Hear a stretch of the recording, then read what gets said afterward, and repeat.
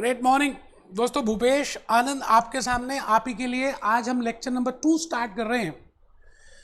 Late me tell you, I am doing for CMA USA part 2 and this is my section number B.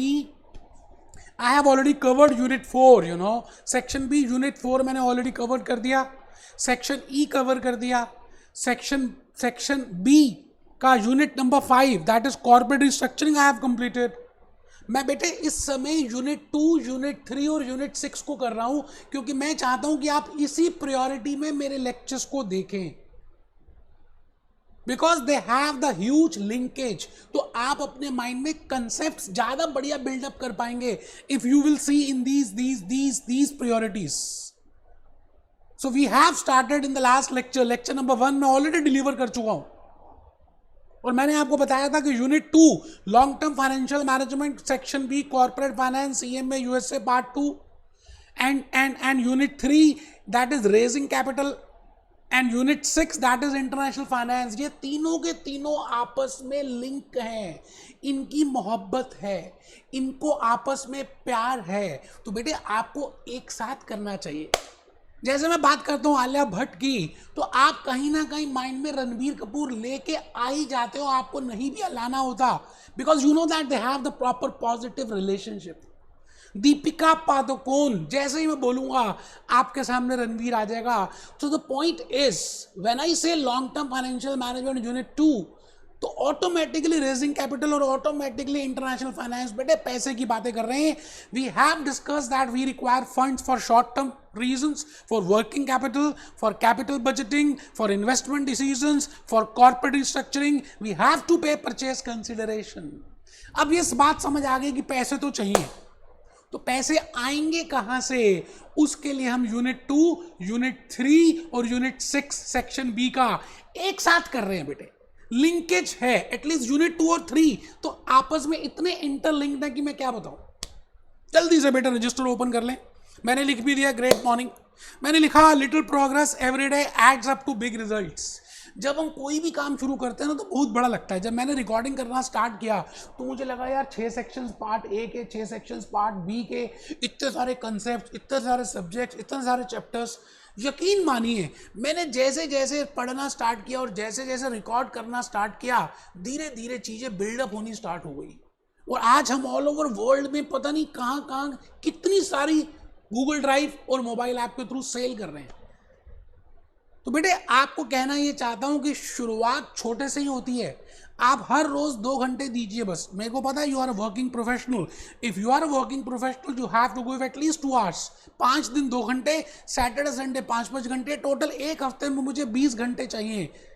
Thakur अपने हाथ दे दो, मैं आजादी दूंगा ठाकुर।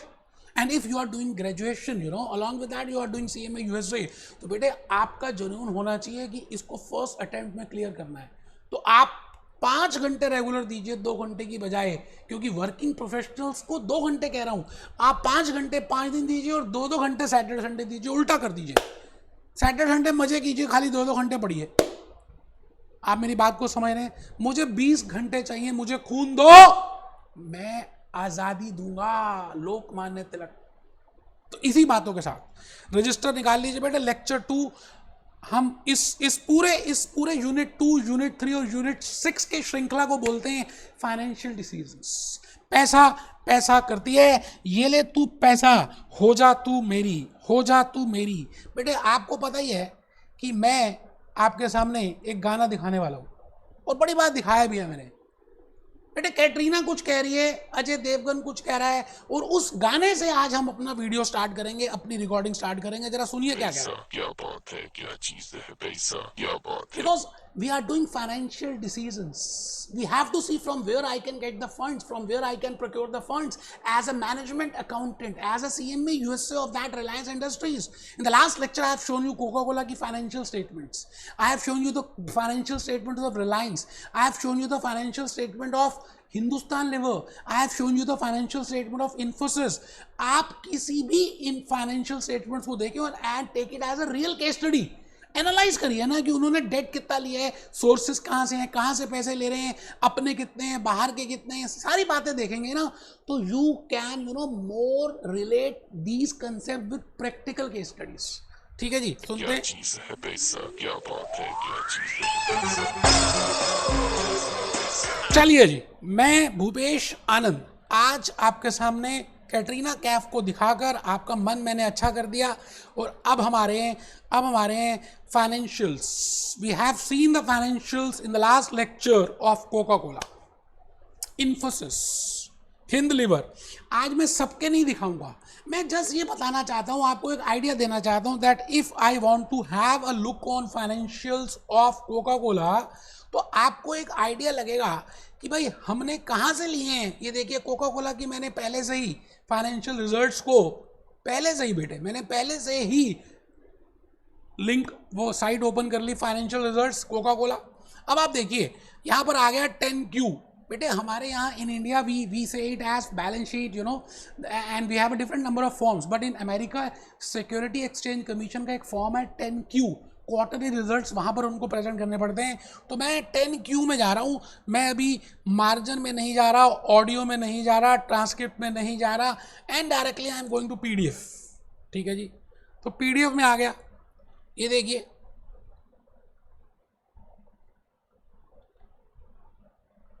ये लीजिए, ये PDF आ गई बेटा।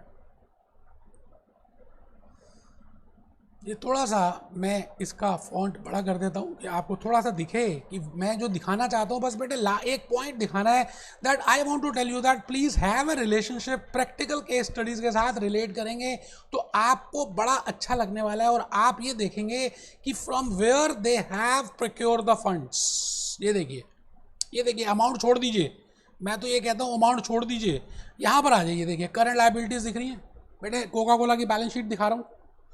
करंट लायबिलिटीज़ का फॉन्ट मैंने और बड़ा करना है, और बड़ा कर देता हूँ बेटे, आपको नजर आना चाहिए कि आपको मैं बताना चाहता हूँ कि देखिए इन्होंने कैसे किया है। With in current liabilities accounts payable and accrued expenses, loans and notes payable, current maturities of long term debt, क्योंकि 12 महीने अगर हो जाते हैं तो they have to show it as a current liability. Total current liabilities के बाद देखिए लॉन्ग टर्म डेट दिख रहा है बेटे, long term debt it means ऐसा debt which they have taken for permanent purpose, जिसका मेच्योरिटी पीरियड 12 महीने के बाद का है। तो they have raise fund from short term sources as well as long term sources. Common stock से भी पैसा लिया हुआ उन्होंने, देखिए अदर लायबिलिटीज। उसके बाद आ गए जी common stock. Common stock means equity shares, and equity shares have the voting right but debt has don't have the voting right. तो बेटे बड़े सारे डिफरेंसेस हैं, आज हम उन्हीं की बात करेंगे। Reinvestment earnings, treasury stock, equity attributable to share holders, total equity, total liabilities and equity. तो मैंने अभी आपको बैलेंस शीट दिखाई किसकी बेटे, कोका कोला की। और आपको एक बात बताने की कोशिश की that if you want to see the financials of any company, always find out that what are the different sources, how much is the debt equity mix, how much is the debt equity ratio, उन्होंने कितने पैसे date से लिए और कितने पैसे equity से लिए। तो आपको उस कंपनी के बारे में काफ़ी कुछ पता चलना स्टार्ट हो जाएगा। तो आज के इस लेक्चर में मैं आपसे यही बात कहने वाला हूँ कि भाई if you want to frame, अगर आप एक फोटो फ्रेम लगाना चाहते हैं तो आपको अब ये देखना है that what is the best debt equity ratio, what is the best debt equity mix. एक कॉर्पोरेट एंटिटी का डेट इक्विटी मिक्स या डेट इक्विटी रेशियो क्या होना चाहिए या क्या है, या as per the requirement of that company, as per the risk bearing capacity of that company, as per the management philosophy of that company, as per the future prospects of that company, as per the cost of capital of that different sources, as per the equity market behavior। बेटे बड़े सारे ऐसे factors हैं जिनके ऊपर आज हम swimming करेंगे, तैरेंगे एज अ मैनेजमेंट अकाउंटेंट, और उन सभी फैक्टर्स को माइंड में कंसिडर करेंगे। बेटे मैं चाहता तो ये फैक्टर्स लास्ट लेक्चर नंबर 1 में भी बता सकता था, बट मुझे लगता है कि मैंने आने वाले लेक्चर्स, बॉन्ड के 5-6 लेक्चर्स लेने हैं, फिर इक्विटी के लेने हैं, वो तब समझ आएगा जब आज का लेक्चर आपको प्रॉपरली समझ आ जाएगा। तो बेटे मैंने आज हैंड रिटन स्लाइड्स बनाई हैं, अभी देखिए हैंड रिटन है, एक बच्चा को नींद आ रही है, वो कहता लिखनी है। मैंने कहा मत लिख भाई, अगले साल दोबारा एग्जामिनेशन फीस पे करना, फिर लिख लेना, कोई टेंशन ही नहीं है क्या लिखनी है। बेटे मैंने पीपीटीज बनाई, मैंने जूस नोट्स बनाए, और आज मैं हॉक ग्लैमर वाले भी दिखाऊंगा, क्योंकि मैं सभी से जूस नोट्स बना रहा हूं। बेटे इसी बात के ट्रस्ट के लिए तो आज मैं आपके सामने खड़ा हूं। आप बैठे हैं, आप लेट के देख रहे हैं। बेटे मैं टाई पहनकर खड़ा होकर आपको फुल एनर्जी लेवल से बताने की कोशिश कर रहा हूं। तो चलिए जी, भूपेश आनंद आज आपके सामने।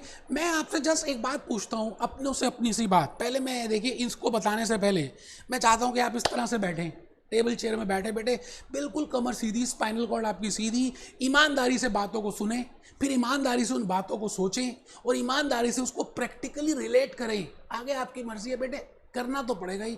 आज नहीं तो सितंबर, नहीं तो दिसंबर, नहीं तो बेटे 4 बार होते हैं पेपर, इस बार नहीं तो अगली बार दे देना। एग्जामिनेशन फीस बार बार भर देना, क्या हो गया।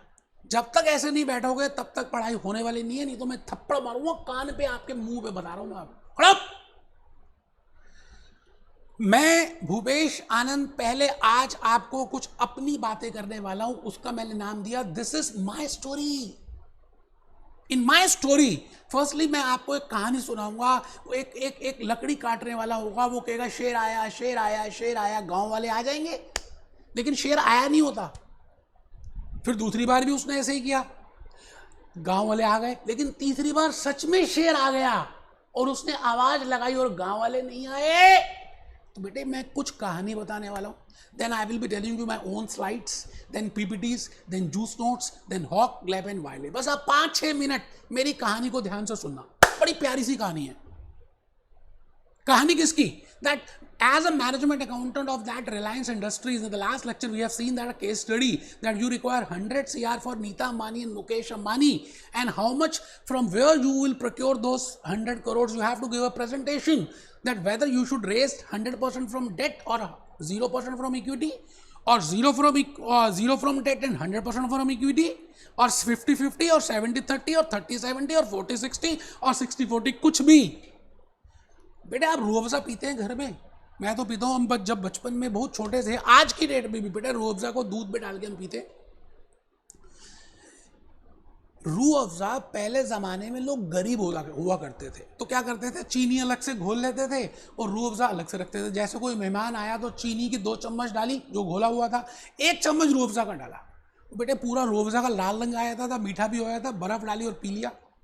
लेकिन जैसे जैसे लोग अमीर होते गए, उन्होंने चीनी का वो मिक्सचर, वो घोल, वो लिक्विड, वो बनाना बंद कर दिया। वो खाली रूह अफ़ज़ा की 4 चम्मच डालते थे, बट रूह अफ़ज़ा तो बड़ी कॉस्टली मिलती है as compare to sugar, but because they have now reached a good level of income. बेटे एक टाइम ऐसा आया कि मैंने तो क्या किया, रूह अफ़ज़ा का ढक्कन खोला और सीधा रूह अफ़ज़ा की बोतल ही मुंह पे लगा दी। इतना मजा आया, इतना मजा आया। बेटे खाली रूह अफ़ज़ा कभी पी कर देखिए आपने? नाउ इट डिपेंड्स कि मैं रूह अफ़ज़ा की बॉटल लगाऊं तो बेटे उसके प्लस माइनस हैं। मैं अगर रूह अफ़ज़ा की 4 स्पून्स डाल के फिर पानी पीऊं मीठा, तो it has its own positive and negatives. आप इस दुनिया में कुछ भी करें बेटे, पॉजिटिव नेगेटिव्स हैं। मैं आपसे पूछता हूं कि जब आप CMA USA ज्वाइन करने वाले थे, you have joined, what are the factors? ऐसी कौन सी बातें थी जो आपने अपने माइंड में सोची थी? Why you have not joined CPA USA? Why you have not joined CMA India? Why you have not joined CFA USA? Why you have not joined FRM? Why you have not joined ACC London? आपने वो सब क्यों नहीं किया? आपने CMA USA ही क्यों किया? तो क्या कुछ बातें सोची थी? एक बच्चा कहता जी मेरा दोस्त जा रहा था इसलिए मैंने भी उसके साथ जाकर CMA USA की रजिस्ट्रेशन करा दी। बेटे ऐसे तो बेवकूफ़ लोग होते हैं, 1-8% ही होते हैं, लेकिन 99% लोग जो हैं, the people, they have a proper planning, they have a proper analysis। तो कमेंट बॉक्स में आप लिख के बताइए कि आपने कौन से फैक्टर्स सोचे थे before joining a CMA USA course. एक बच्चा कहता है ये शॉर्ट टर्म है, दूसरा बच्चा कहता है जी ये बड़ा अच्छा कोर्स लगा, तीसरा बच्चा कहता है जी इसमें जॉब अपॉर्चुनिटीज अच्छी थी, चौथा बच्चा कहता है जी आउटफ्लो कम थी, पांचवा बच्चा कहता है जी एक शॉर्ट टर्म कोर्स है, इसके बाद मैं बड़ा कोर्स करूंगा। It means there are so many factors you have considered before joining CMA USA। Similarly 100 crore आपको प्रोक्योर करना है as a management accountant for that Reliance industry or for any project, there are so many factors to be taken into account। बड़ी सारी बातों को सोचना पड़ेगा। ऐसा नहीं है कि आप आंखें बंद करके मेडिटेशन में बैठ गए और आपने कहा जी मेरे को सपना आया है कि 50 करोड़ यहां से ले लो, 50 करोड़ यहां, नहीं बेटे, you are talking nonsense. So because it is an art, it depends from company to company. It is not a customized. It is, I will say, it is a special for a special company. We have a separate debt equity ratio for Infosys. We can have separate for Coca-Cola. We can have separate for Pepsi. We can have separate for Hindustan Lever. It depends upon the nature of the business. It depends upon the risk bearing capacity. It depends upon the cost of capital. बेटे बड़े सारे factors हैं जो आपको relate करेंगे before starting with a debt equity mix or a debt equity ratio or a capital structure or long term financial management. तो पहली बात देखिए, मैं क्या चाहता हूं कि आप ये फैक्टर्स जो है ना थोड़े से लिख लें, बाकी आगे स्टोरी लिखे ना लिखें, पहले एक बार मोटे मोटे पॉइंट्स लिख लें that what are those factors to be taken into account before framing a debt equity mix ratio. First मैंने लिखा जी पॉजिटिव्स एंड नेगेटिव्स लिखना है. अब एक बच्चे को रजिस्टर खोला है, लिख लीजिए भाई साहब, positives and negatives of different sources. I have seen that there are two sources. One is the owner's fund and second is the borrower's fund. One is the equity and second is the debt. One is bond and second is common stock, and both have their own positives and negatives. बेटे हर किसी के benefits भी हैं और advantages भी हैं और disadvantages भी हैं. तो आज before taking a decision, we will see what are the benefits, what are the positives, what are the pros, what are the merits, and what are the cons, what are the negatives of different sources. और different sources को broadly मैं classify करूंगा debt और equity में. ठीक है जी. तो पहला factor जो हम consider करने वाले हैं before designing a proper debt equity mix, a optimum debt equity mix, a optimum capital structure, a optimum long term financial management as per CMA USA Part 2. That is positives and negatives of different sources. Second is, बेटे हमें कोई भी decision लेना है ना as a management accountant, एक बात का ध्यान रखना है कि हमारी कोई भी ऐसी डिसीजन ले due to which wealth of share holders is being maximized. बेटे कोई भी डिसीजन लेने से हम ये मानेंगे कि हमारे शेयर होल्डर्स की वेल्थ में मैक्सिमाइजेशन हो गई है. अभी देखेंगे वेल्थ कैसे होती है, मतलब अमीर बन जाने चाहिए. अच्छा, अमीर कैसे बनते हैं? आपके पास 10 शेयर्स हैं कोका कोला के और आज प्राइस है $1000 पर share. After some period coca Cola has taken a decision due to which the price has increase from $1000 पर share to $1200 in New York stock exchange. आपके पास 10 ही शेयर्स हैं, तो बताओ आप पहले कितने के मालिक थे? 1000 इंटू 10 $10,000. अब कितने के मालिक हो गए? 1200 इंटू 10 $12,000. इट मीन्स आप अमीर बन गए. It means your wealth has been maximized. So as a management accountant you have to see that by taking any long term financial management decision or debt equity decision, market price of that security should increase. अभी देखेंगे. Third factor, cost of capital. बेटे आप उसी restaurant में खाना खाने जाते हो जहां पे क्वालिटी बेस्ट हो और कॉस्ट कम हो. Similarly, as a management accountant, you will find out that source, you will see that source, you will procure from that source which has a lowest cost of capital. It means weighted average cost of capital कम होना चाहिए. हम देखेंगे cost of capital क्या होता है, हम देखेंगे what is the meaning of this. कोई बात नहीं बेटे. अब ये एक ऐसा पॉइंट है, ये एक ऐसा आज का लेक्चर है जो मुझे पहले भी कराना पड़ेगा लेक्चर 2 में, और जब मैं पूरा फाइनेंशियल डिसीजन कंप्लीट कर दूंगा ना तो एट दैट मोमेंट अगेन मेरे को कंक्लूजन में बताना पड़ेगा what are the benefits or what are the factors to be taken into account before doing any financial decision or long term financial management or raising capital or international finance. तो 2 बार बताना पड़ेगा बेटे. कोई बात नहीं, बताएंगे, आपको समझ आना चाहिए. ठीक है जी. 3 फैक्टर्स लिख लिए. फोर्थ, आपकी जो कंपनी है जिसके आप मैनेजमेंट अकाउंटेंट हैं, बेटे आपने कभी रतन टाटा की पर्सनालिटी को कंपेयर किया मुकेश अंबानी की पर्सनालिटी के साथ? मुझे ऐसा लगता है कि रतन टाटा साहब पर्सनालिटी वाइज थोड़े से कंजर्वेटिव नेचर के हैं as compare to Mukesh Ambani. Mukesh Ambani थोड़ा एग्रेसिव नेचर का है, मतलब risk bearing capacity Mukesh Ambani की ज्यादा है as compare to Ratan Tata. या he is not so much open for risk. तो risk bearing capacity of that project, of that industry, of that company, of that corporate plays an important role while designing debt equity mix or while designing optimum capital structure or for long term financial management.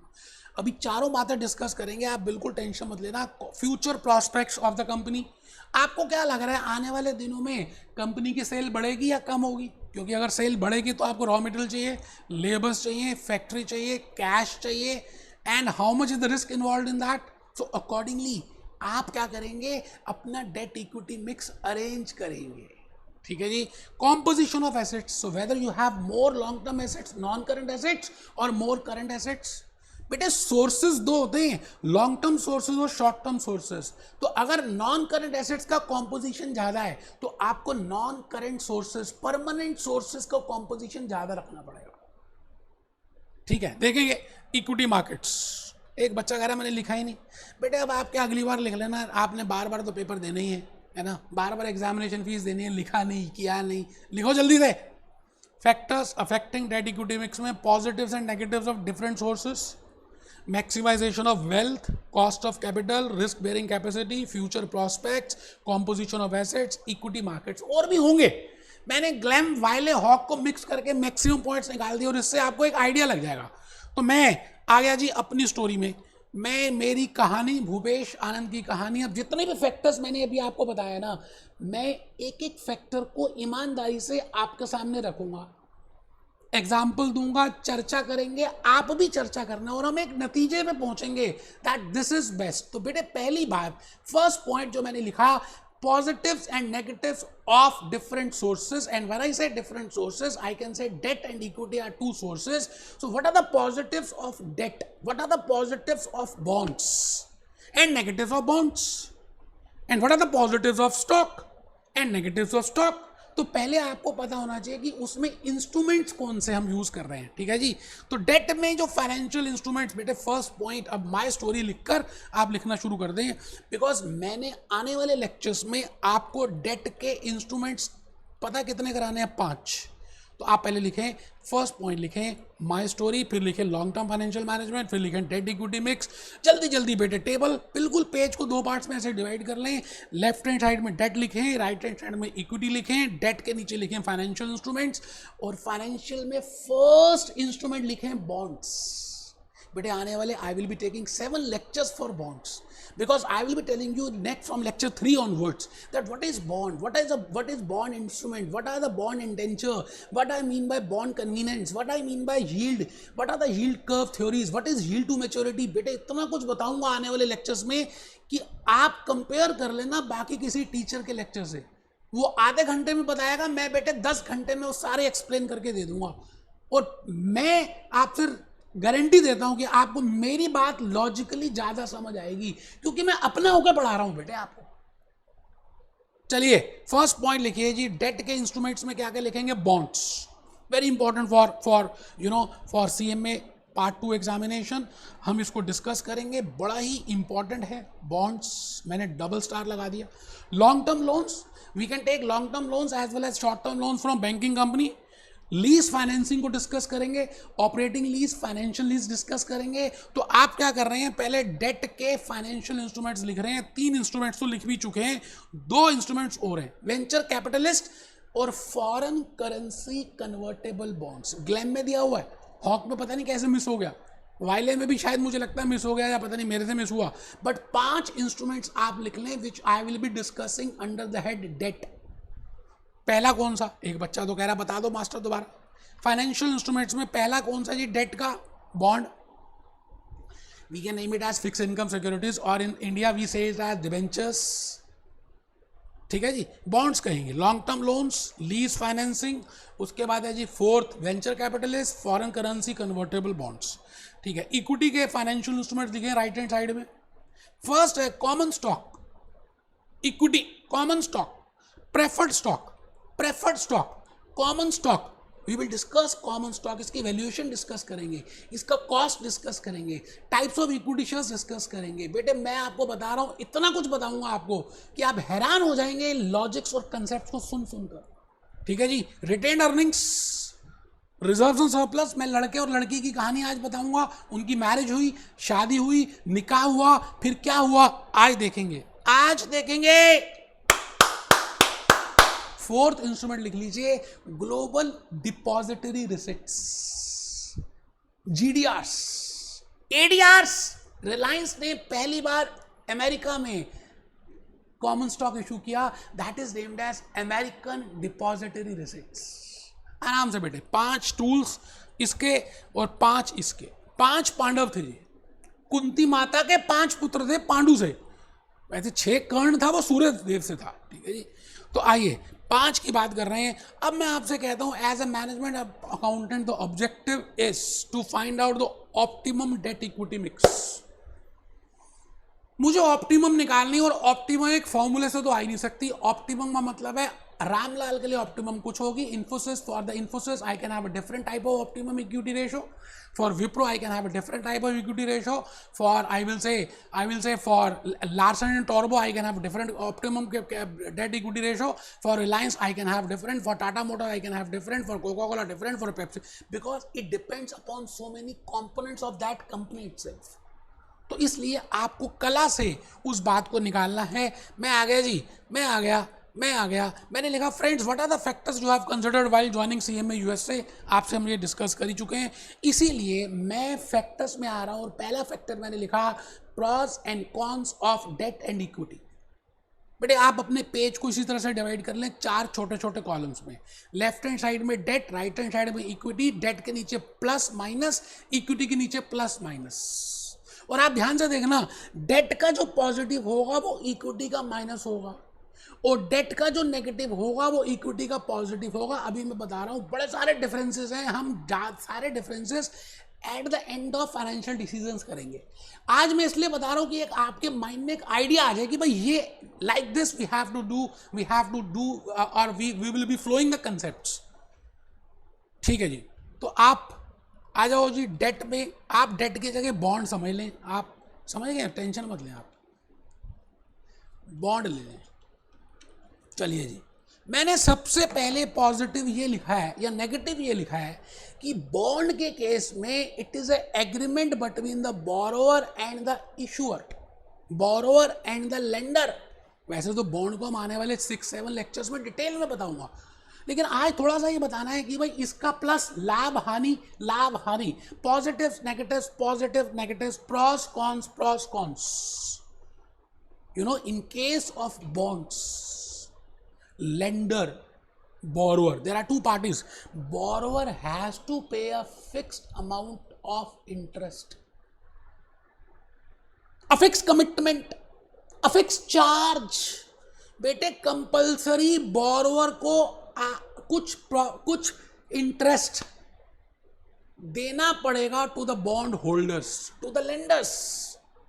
Because as per the agreement, they have agreed that they will pay this much amount of interest at this much period, and this will be the rate of interest. It can be fixed or floating. I am not going in that detail. मैं एक basic feature ये बता रहा हूं, जब आप पाव भाजी खाते हैं तो एक बेसिक फीचर होता है ना पाव भाजी का कि भाई सब्जी मिलेगी और पाव मिलेंगे।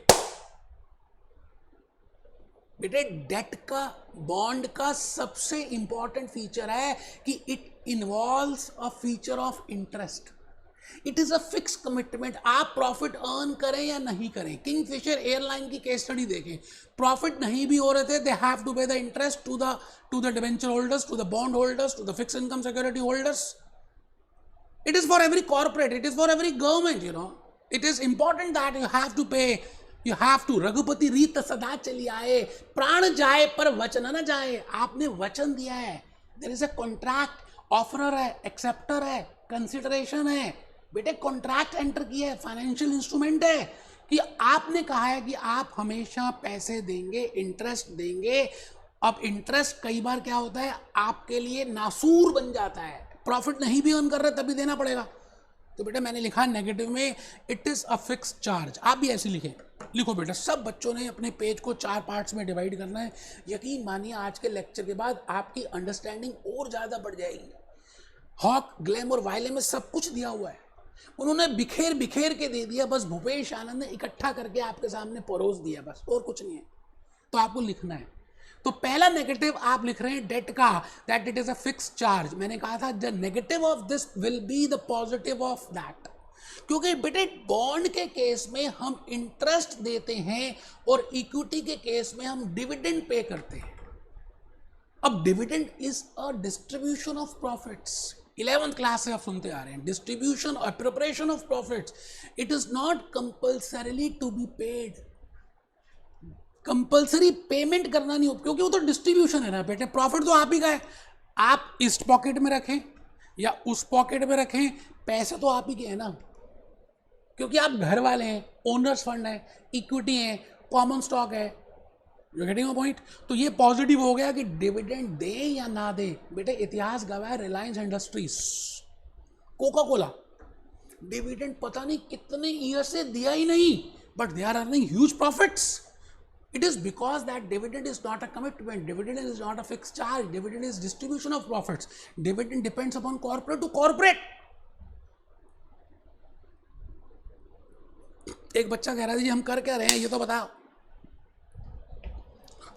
बेटे हम CMA USA पार्ट 2 का सेक्शन बी कॉर्पोरेट फाइनेंस का unit number 2 long term financial management, unit number 3 raising capital और unit number 6 international finance discuss कर रहे हैं, और उसका आज लेक्चर नंबर 2 है। और in that lecture I am discussing what are the factors which can affect the debt equity mix, you know, the capital structure, the procurement of funds, the long term financial management. और उसमें पहला factor हम discuss कर रहे हैं positive और negative में। First मैंने बताया interest is a fixed charge, but यहां पर इसका नेगेटिव है तो उसका पॉजिटिव है। चलिए नेक्स्ट पॉइंट में आ जाइए। टैक्स शील्ड पॉजिटिव लिखेंगे, बहुत इंपॉर्टेंट है बेटे, इतना इंपॉर्टेंट है कि मैं समझता हूं इसको तो हाईलाइट ही कर देना चाहिए। टैक्स शील्ड ऑन इंटरेस्ट, और यहां पे भी हाईलाइट कर दीजिए, इसका पॉजिटिव है तो इसका नेगेटिव होगा। No tax shield on dividend. आराम से बेटे, बॉन्ड है एक तरफ और दूसरी तरफ इक्विटी है। मैंने अभी कहा बॉन्ड का नेगेटिव था तो उसका पॉजिटिव होगा। अब मैं डिस्कस कर रहा हूं that if a company issues bonds because they have to pay interest on that, because it is a charge, because it is a fix commitment, so they have to debit. As per US tax laws, it can be chargeable, it can be debited, or it can be shown as expense from taxable profits. इसका मतलब जब एक entity Coca Cola अपने profits calculate करेगी तो Coca Cola ने जितना भी इंटरेस्ट अपने बॉन्ड होल्डर्स को पे किया है, कोका कोला इसको अपना एक्सपेंस मान सकती है, और क्योंकि एक्सपेंस मान सकती है तो कोका कोला के प्रॉफिट्स कम हो जाएंगे। अच्छा, जब कोका कोला के प्रॉफिट्स कम हो जाएंगे तो Coca Cola as per US tax laws has to pay less amount of tax. एक बच्चे को समझ नहीं आ रही, मैंने कहा बेटे अभी केस स्टडी से समझाऊंगा, पहले लिख लो टैक्स शील्ड ऑन इंटरेस्ट और वहां लिखो no tax shield on interest. इस बात को मैंने बड़े प्यार से समझाने की कोशिश की है। देखिए जी, बड़े प्यार से बताया। मैंने लिखा interest is tax deductible as per US tax laws, so tax shield on interest on debt can be enjoyed by corporates. तो यहां पे लिख लेंगे कॉर्पोरेट्स में, मैं एग्जांपल ले रहा हूं कोका कोला का, तो आपको ज्यादा समझ आएगा, आप भी कोका कोला लिख दें। Coca Cola limited New York stock exchange में लिस्टेड कंपनी है बेटा कोका कोला, और आप पीते हैं कोका कोला, ठीक है जी। सपोज करते हैं कोका कोला ने $10,000 का इंटरेस्ट पे किया on bonds, and I am assuming that US tax loss का रेट है 30%, that on taxable profits they will charge 30% as a tax rate. It means Coca-Cola has to pay 30% on the taxable profits. Now the point is because they have paid 10,000 as profit as interest on bonds, so it is a deductible expense. मैं आपसे कह रहा हूं actually में Coca Cola ने $10,000 का interest on bonds नहीं पे किया। इफेक्टिवली, देखिए मेरे वर्ड्स देखिए, effectively nominally they have paid $10,000 as interest, but effectively they have not paid $10,000 बेटे, they have paid $7,000 as interest as a management accountant, as a intelligent management accountant. अगर आप ध्यान से देखेंगे, I will show you the case study. they have not paid $10,000, rather they have only paid $7,000, because when they pay $10,000 as interest, their taxable profit will decrease by 10,000. It means they have to pay less amount of tax, that is of 3,000. It means actually they are paying $7,000. एक बच्चा कहता sir समझ नहीं आया, लो बेटे example से आराम से आप पहले एक बार लिख लो। मैं केस स्टडी कराऊंगा कोका कोला पेप्सी की, और आपको पानी और चीनी एक तरफ हो जाएगा बेटे। Very important for your section B examinations भरे पड़े हैं बेटे, क्वेश्चन सीएम में आईएम में साइट में देखें तो आप इफेक्टिवली। मैंने एग्जाम्पल पहले लिख लो, मान लेते कुछ भी समझ नहीं आया, कोई बात नहीं, भूपेश आनंद है ना, आप पहले लिखने का काम तो करो, कमर सीधी करके बैठ रहा ईमानदारी से। Interest is tax deductible as per US tax law, समझाने का काम मेरा, आप बिल्कुल टेंशन मत लेना। So tax shield on interest on debt can be enjoyed by Coca Cola. मैंने एग्जाम्पल लिखा, suppose interest on bonds is being $10,000 paid by Coca Cola, US tax rate is 30%, effectively $7,000 is cash outflow, effectively $7,000 is a cash outflow in case of interest on bonds. For a intelligent finance manager, बुद्धू जो होते हैं ना बेटे, जिन्होंने CM में USA नहीं किया, उनके लिए 10,000 ही पेमेंट हुआ है, वो बुद्धू हैं। बट आप तो समझदार हैं, आप तो भूपेश आनंद से पढ़ रहे हैं बेटे, यू आर डूइंग सीएम में USA, you are intelligent guy, आप समझदार हैं। आपके लिए 10,000 नहीं गए, इफेक्टिवली $7,000 ही पे किए कोका कोला ने। किस तरह से, पहले लिख तो लो यार, समझाऊंगा यार। इंटरेस्ट ऑन बॉन्ड आपने 10,000 दिए, बॉन्ड होल्डर को 10,000 ही मिले, बट कोका कोला ने 10,000 अपने प्रॉफिट एंड लॉस में डेबिट किए। कोका कोला के टैक्सेबल प्रॉफिट्स 10,000 से कम हो गए। इसका मतलब कोका कोला को 3,000 रुपये का टैक्स, जो अगर ये 10,000 डेबिट ना करते, if I would not have debited 10,000 interest on bond in the profit and loss account statement और इनकम स्टेटमेंट और SOCI of Coca Cola, then Coca Cola would have paid tax, additional tax of 3,000, because on 10,000 if I calculate 30%, that comes to 3,000। अभी समझ आएगा बेटे, लिख लो यार, लिख तो लो यार। चलो जी, मैंने एक छोटी सी केस स्टडी ली है, कैलकुलेटर आप सब बाहर निकाल लें। एक तरफ लिखा मैंने कोका कोला और एक दूसरी तरफ लिखा Pepsi. Very important, you know, आने वाले लेक्चर्स के लिए बड़ी इंपॉर्टेंट है, इसलिए ध्यान से देखना है। मैंने छोटा सा प्रॉफिट एंड लॉस अकाउंट बनाया देसी हिसाब से, देसी मतलब क्रेडिट डेबिट, और एक दो आइटम्स लिखी। क्रेडिट साइड में लिखा सेल्स $1,00,000 कोका कोला। पेप्सी का भी मैंने, पेप्सी है बेटे ये, सर पेप्सी का है, पीनी है, अभी नहीं बेटे, पहले आप क्लास कर लो, पीनी वीनी बाद में देखेंगे बेटा। ये कोका कोला है, वो पेप्सी है। पेप्सी की सेल्स देखिए $1,00,000 है, कोका कोला की सेल्स भी $1,00,000 है। पेप्सी की ऑपरेटिंग कॉस्ट $60,000 है, कोका कोला की ऑपरेटिंग कॉस्ट भी $60,000 है। जान के मैंने सब कुछ सेम लिया, क्योंकि I want to tell you what is the debenture bond interest effect. तो मैंने अज्यूम किया कि Coca Cola has issued bonds, because they have issued bonds, so they have to pay interest on that, and they have paid $10,000 as an interest, but Pepsi has not raised the fund from bonds, so they are not paying interest, you know, on the bonds. तो आपका homework क्या है? Homework क्या है? अभी class work ये है, sales, ये क्रेडिट साइड है बेटा, दिस इज क्रेडिट, बिल्कुल ठीक है। ये डेबिट है बेटा। तो आप बताइए क्या प्रॉफिट बिफोर टैक्स $30,000 होगा कोका कोला का? और टैक्स रेट अगर मैं बेटे 30% ले लूं तो क्या 9,000 टैक्स आएगा? और प्रॉफिट आफ्टर टैक्स 21,000 आएगा? बिल्कुल आएगा बेटा, चेक कर लीजिए। पेप्सी कहाँ हो? पेप्सी का प्रॉफिट बिफोर टैक्स अगर आप देखें तो 40,000 आ रहा है, पेप्सी का टैक्स 12,000 आ रहा है, और पेप्सी का प्रॉफिट आफ्टर टैक्स 28,000 आ रहा है। अब आप ध्यान से देखें, the difference between, you know, the profit after tax is only $7,000, but if you see the difference in cost is by $10,000। आराम से देखना है बेटे, विजुलाइज करना है। आप मैनेजमेंट अकाउंटेंट हो, मुकेश अंबानी को रिपोर्ट देनी है। मैंने कहा इंटरेस्ट ऑन बॉन्ड $10,000 आपने ज्यादा पे किए कोका कोला ने, बट नीचे जो डिफरेंस आया प्रॉफिट आफ्टर टैक्स में वो 10,000 से नहीं आया. Difference between Pepsi and Coca Cola is only by $7,000. Because अगर आप ध्यान से देखें, टैक्स यहां पे कितना पे किया है? 9,000. और यहां पे कितना पे किया है? 12,000.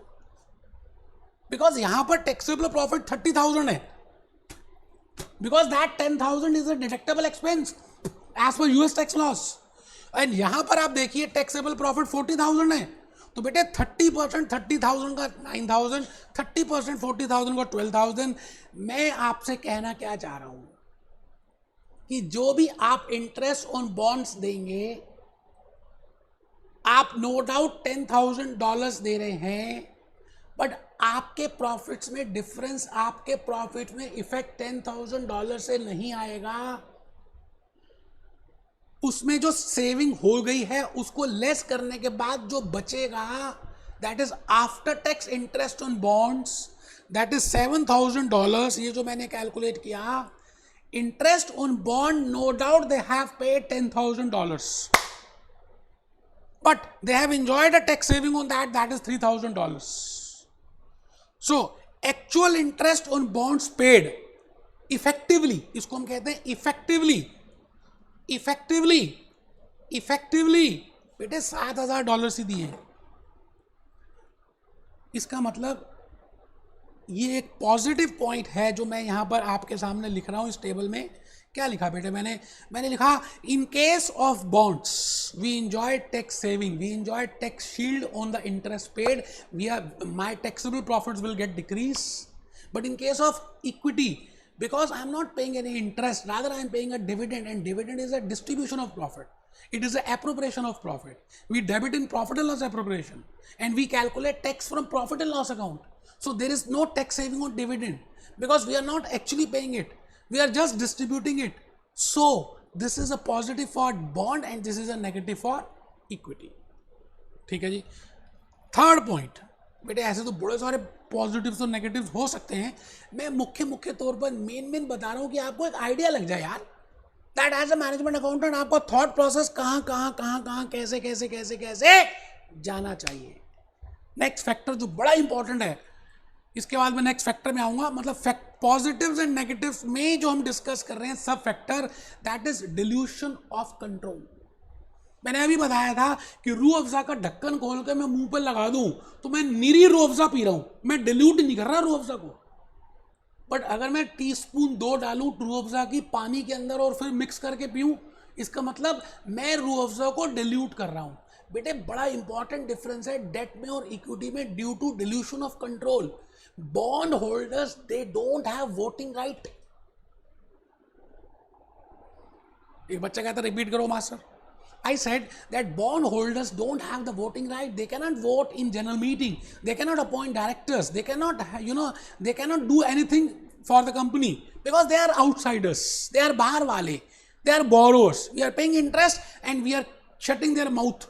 But in case of equities, in case of common stock, in case of equity shareholders, the main is they have the voting right. And because of that voting right, they can change the directors. And they can have a difference in the control.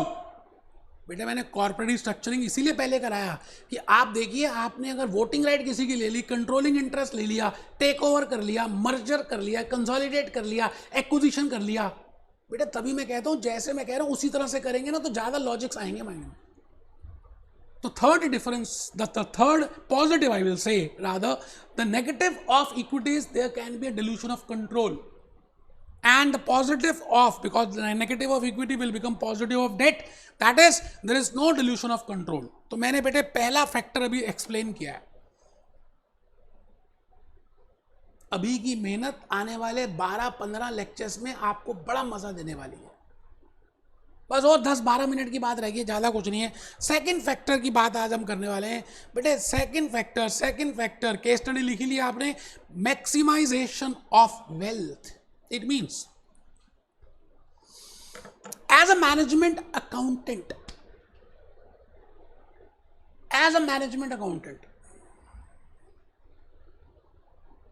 आप whenever you are deciding that from where you will procure the funds, or whenever you are deciding that what should be the long-term financial management, or what should be the long-term sources, what should be the permanent sources, it is very important that with the help of that decision, wealth of shareholders should maximize, and wealth will only maximize by market price per share.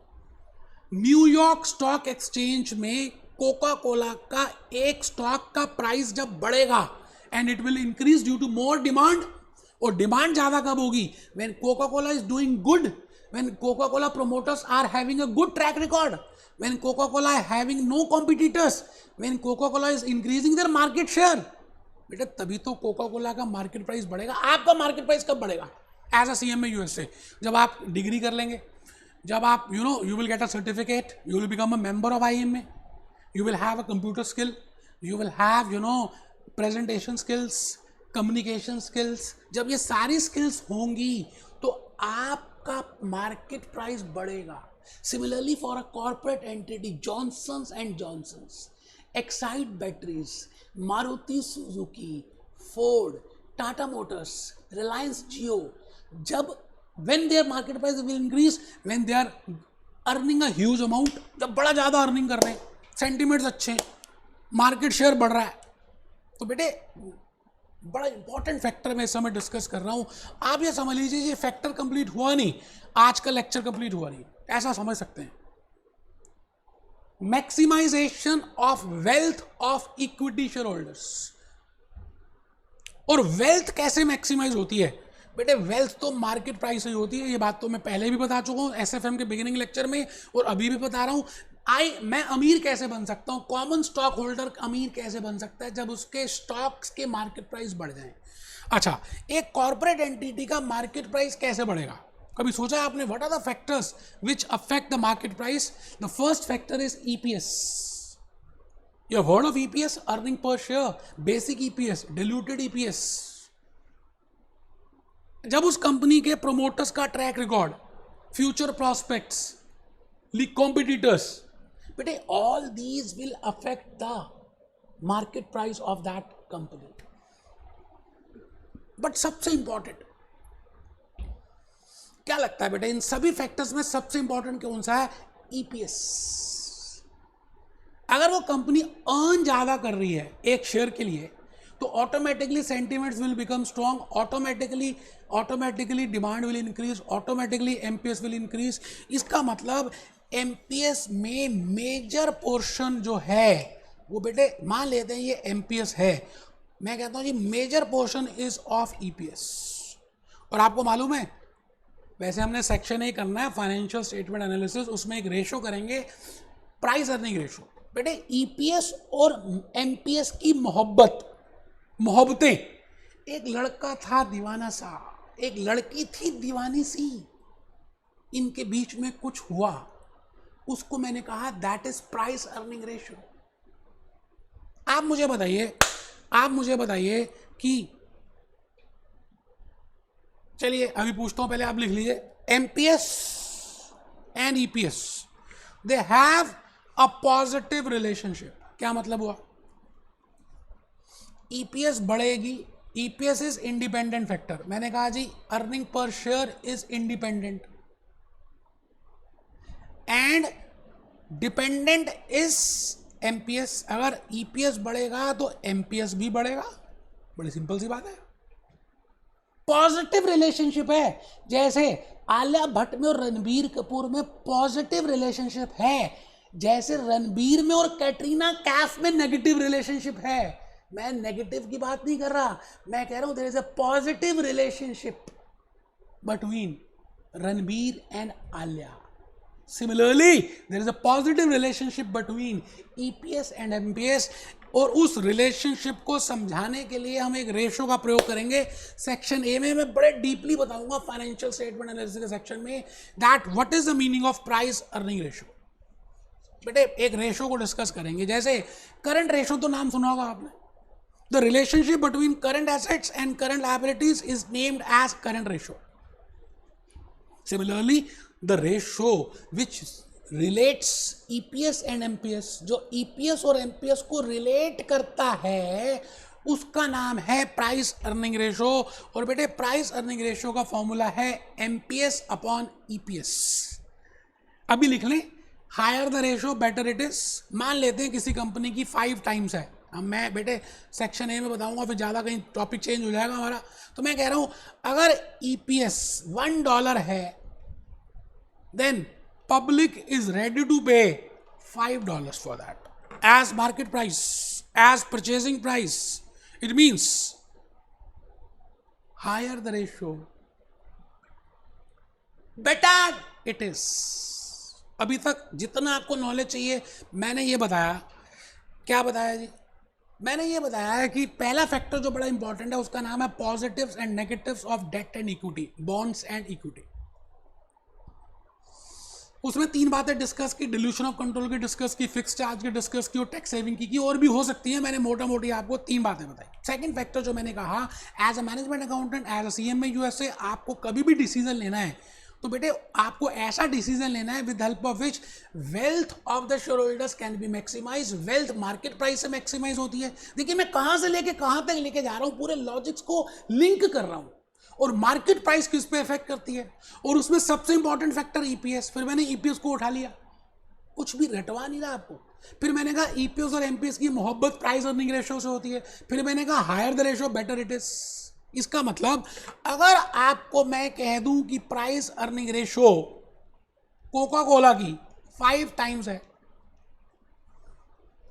और मैं आपको EPS दे दूं let it be $10 और आपसे कहूं please tell me how much is MPS, तो आप क्या कहेंगे? बेटे एमपीएस निकाल सकते हैं, बिल्कुल, क्यों नहीं निकाल सकते। आप बताइए जी प्राइस अर्निंग रेशियो का फॉर्मूला क्या है?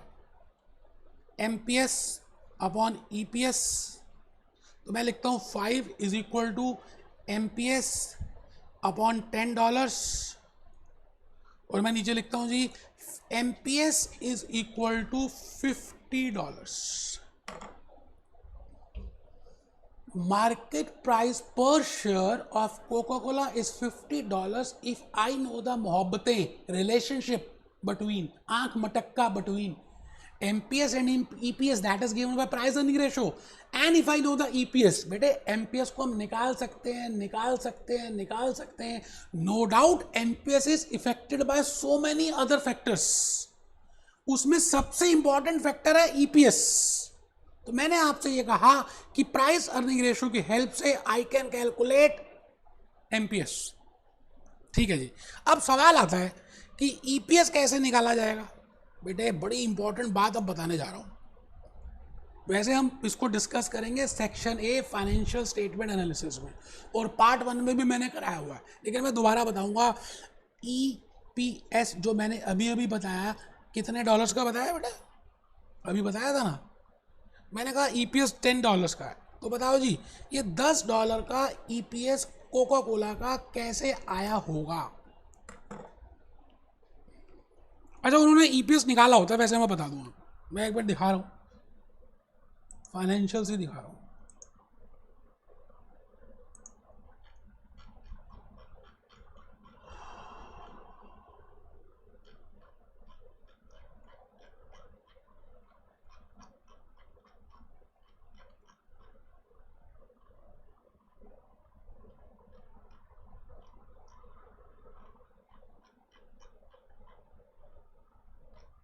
अच्छा ये इनकी कैश फ्लो है, कोई बात नहीं, मैं वैसे आपको बताता हूँ जी। क्या बताना है? मैं आपसे ये कह रहा हूँ कि I can calculate EPS. EPS की फुल फॉर्म क्या है?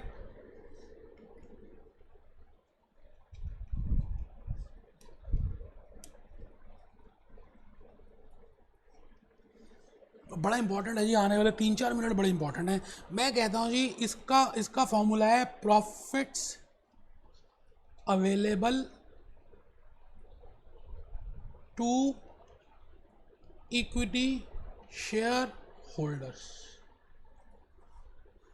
Divided by number of equity shares. आराम से बिल्कुल आराम से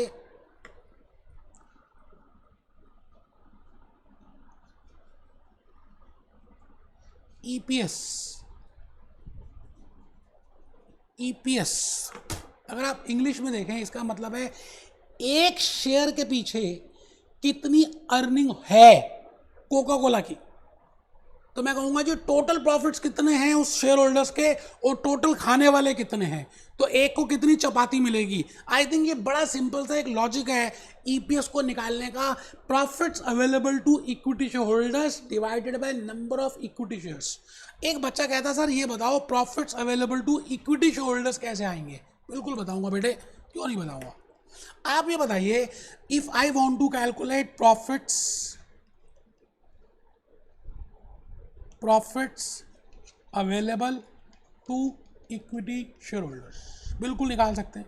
मैं सबसे पहले लिखूंगा जी earning before interest and tax, इसको हम बोलते हैं operating profits. Profit before interest and tax, इसमें से हम लेस करते हैं इंटरेस्ट ऑन बॉन्ड्स, जो अभी अभी हमने डिस्कस किया देने पड़ते हैं। लो जी, तो जब हम ये लेस कर देंगे and it is a tax deductible expense so it can be debited, तो this will be named as earning before tax, और इसको हम ये कह सकते हैं टैक्सेबल प्रॉफिट्स। बेटे अभी भी डिस्कस किया था कोका कोला का।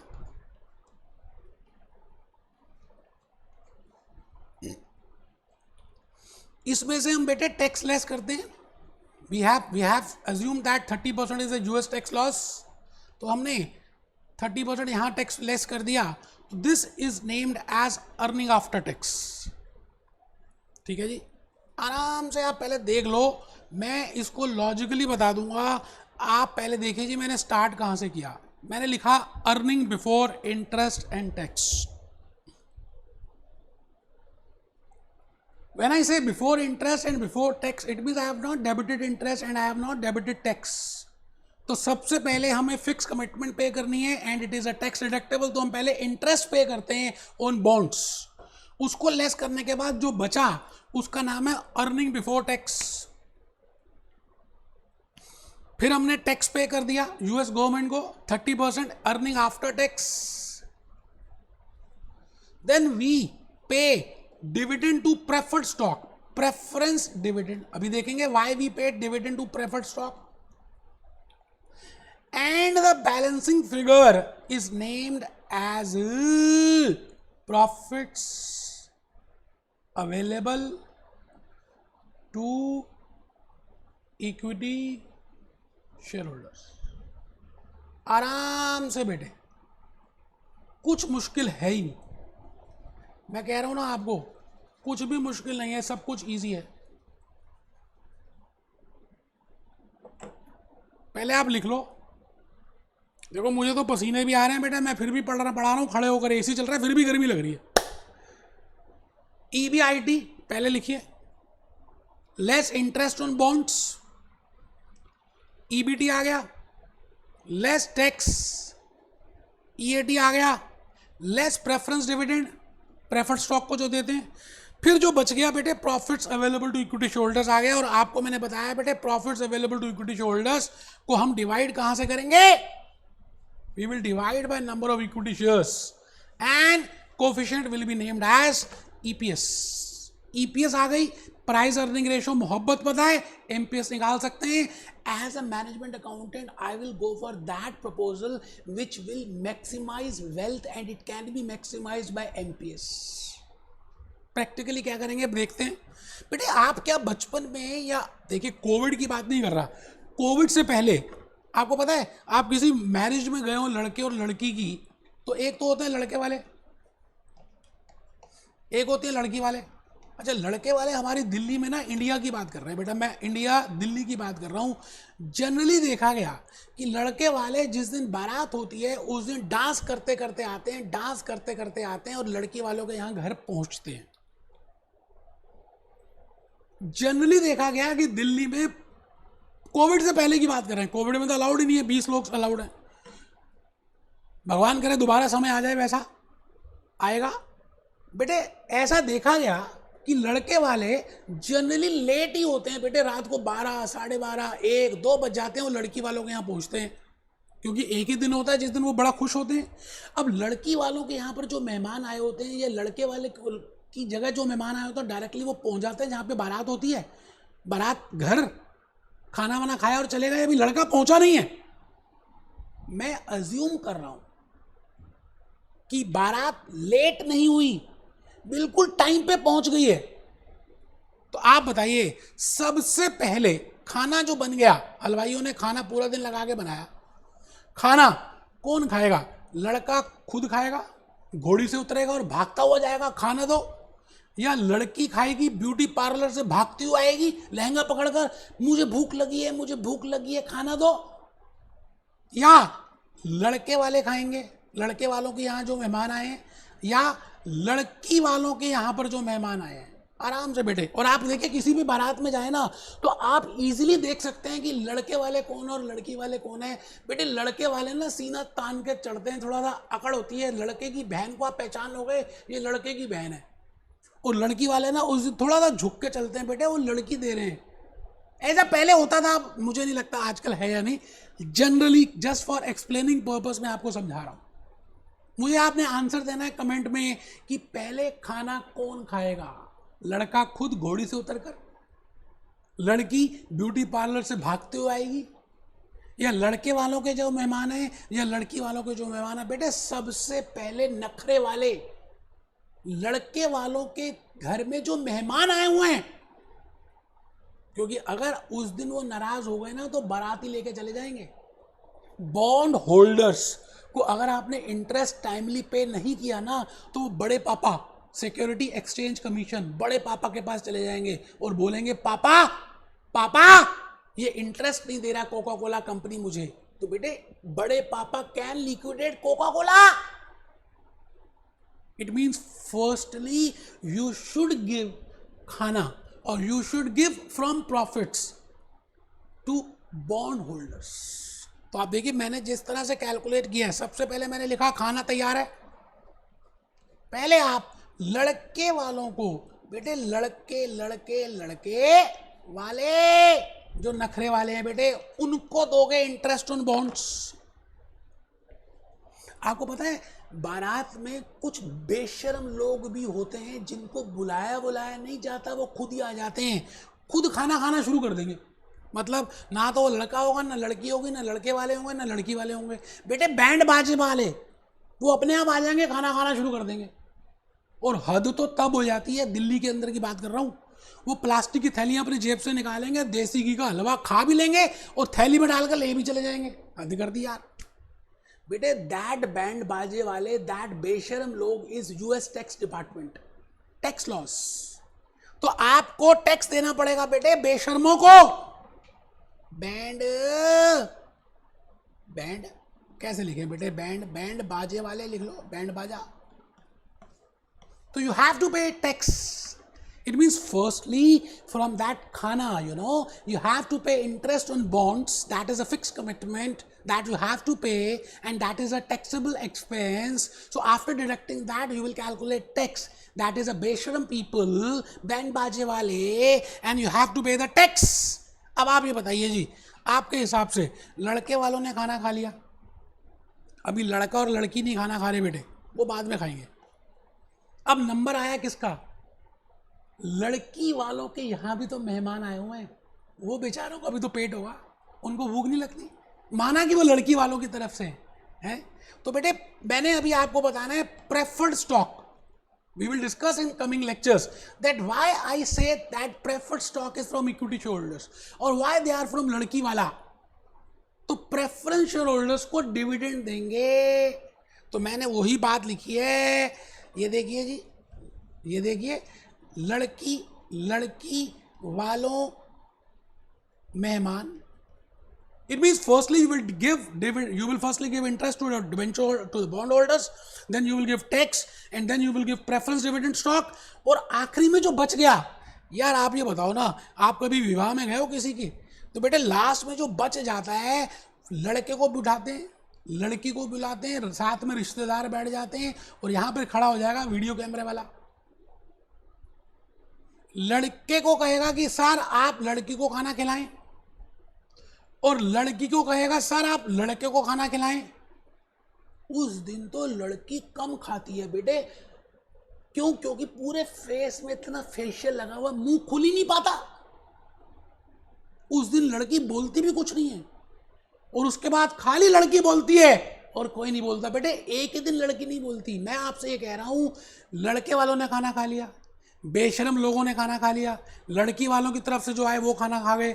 अब जो भी खाना बच गया, दैट इज फॉर घर वाले, that is for equity share holders, that is for common stock, that is named as profits available to equity share holders. रटना कुछ नहीं है। भूपेश आनंद के लेक्चर में लॉजिक्स को समझना है बेटे। Profits available to equity share holders, आपके सीएमए के एग्जामिनेशन में ये पूछा गया है। ज्यादा समाधान मत बनना, लिख लेना चुपचाप। तो मैंने आपको एक फॉर्मूला बता दिया that how we can calculate profits available to equity share holders, and why we want to calculate, because we want to calculate EPS, and why we want to calculate EPS, because we want to calculate MPS, and why we want to calculate MPS, because we want to see that with the help of that decision whether wealth will be maximized or not। कड़ी से कड़ी जुड़ती गई, काफिला बनता गया। तो मैंने में आनंद ने अभी तक आपको दो बातें बताई, दो ही बातें बताई बेटे। एक तो ये बताया कि देयर आर सम फैक्टर्स में पहला फैक्टर हमने डिस्कस किया pros and cons of bond and equity share holders.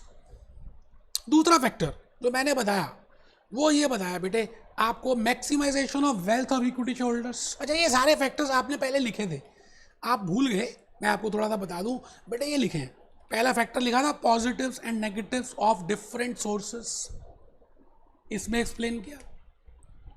दूसरा फैक्टर लिखा था मैक्सिमाइजेशन ऑफ वेल्थ, वेल्थ के साथ आप लिखना चाहे ना एमपीएस लिख सकते हैं, अब आप लिख सकते हैं क्योंकि आपको समझ आ गया। अब तीसरा फैक्टर है कॉस्ट ऑफ कैपिटल देखेंगे, फोर्थ फैक्टर है रिस्क बेरिंग कैपेसिटी देखेंगे, फिफ्थ फैक्टर है फ्यूचर प्रॉस्पेक्ट्स ऑफ कंपनी देखेंगे, सिक्स फैक्टर है कॉम्पोजिशन ऑफ एसेट्स देखेंगे, इक्विटी मार्केट्स। बेटे बाकी तो टुल्लू बुल्लू से फैक्टर्स हैं, मैं आपको क्या बताऊं, आपको मेन फैक्टर सारे मैंने बता दिए।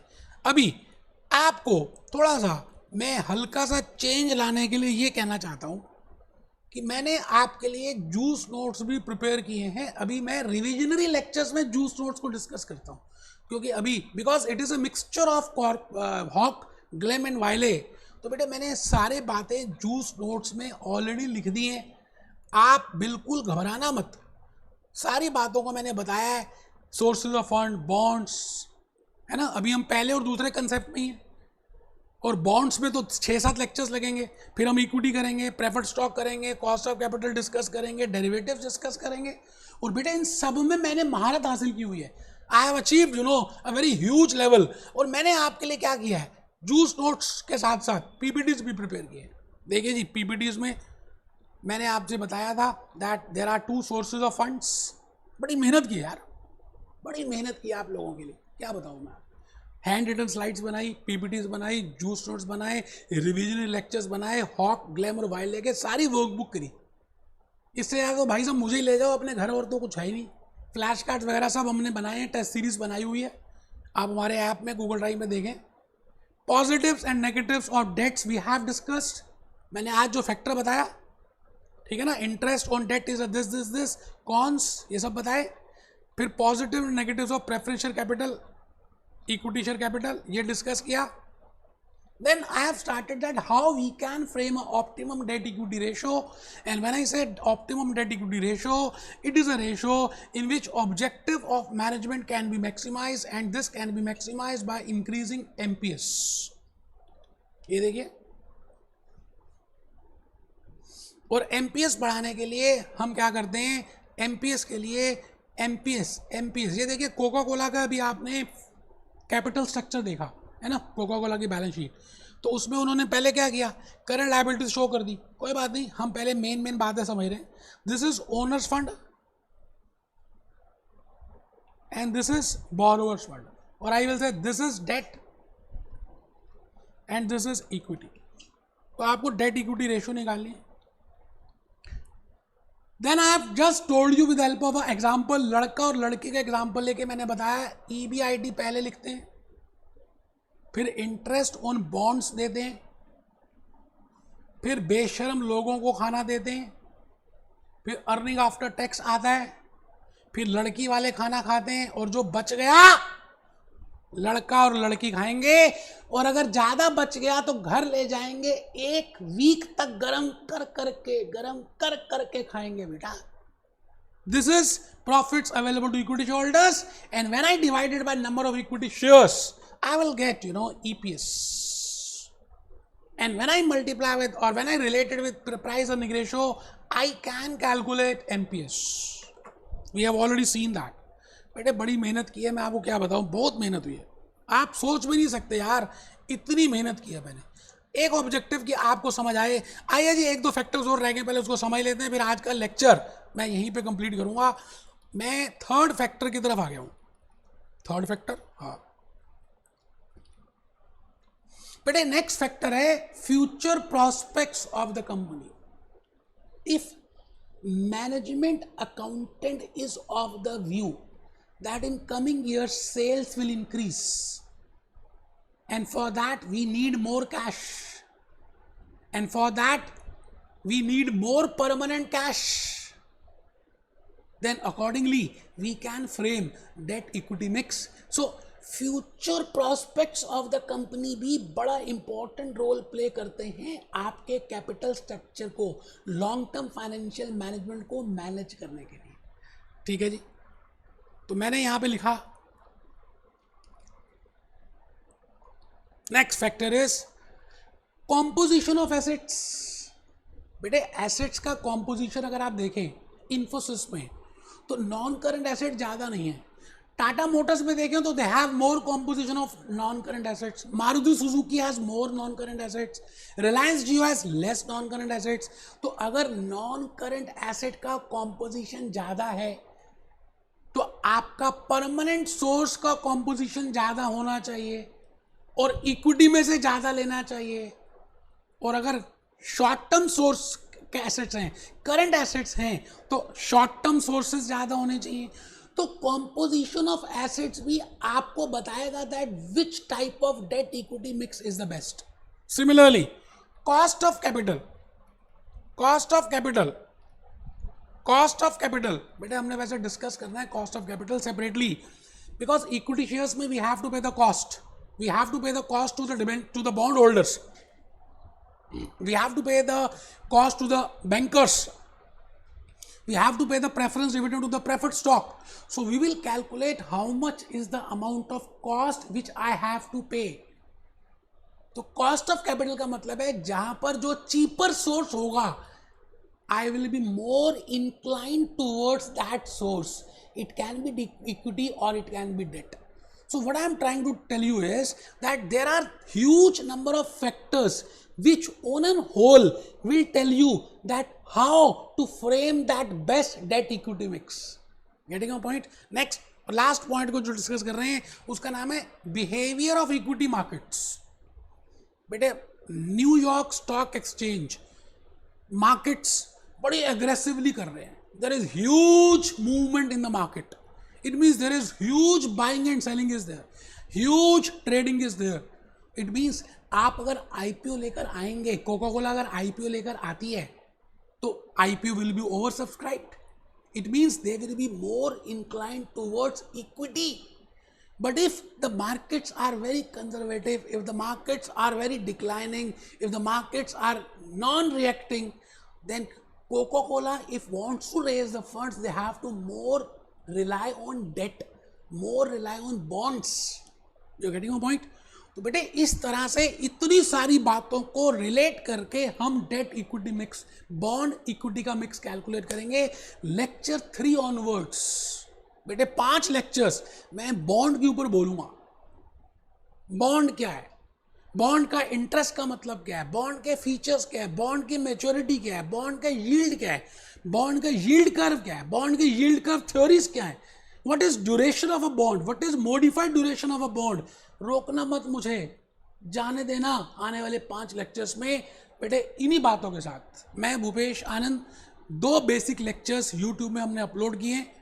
आगे नहीं कर पाएंगे क्योंकि फिर जो बच्चों को हमने सेल किया है ना बेटे, वो हमें कंप्लेंट करते हैं कि आप यूट्यूब में करते हो तो फिर हमने परचेज क्यों किया है. तो एटलीस्ट मुझे लगता है कि चलो जिन्होंने नहीं भी बाय किया तो एक उनको एक फ्रेमवर्क तो मिले यार. कर भला तो हो भला.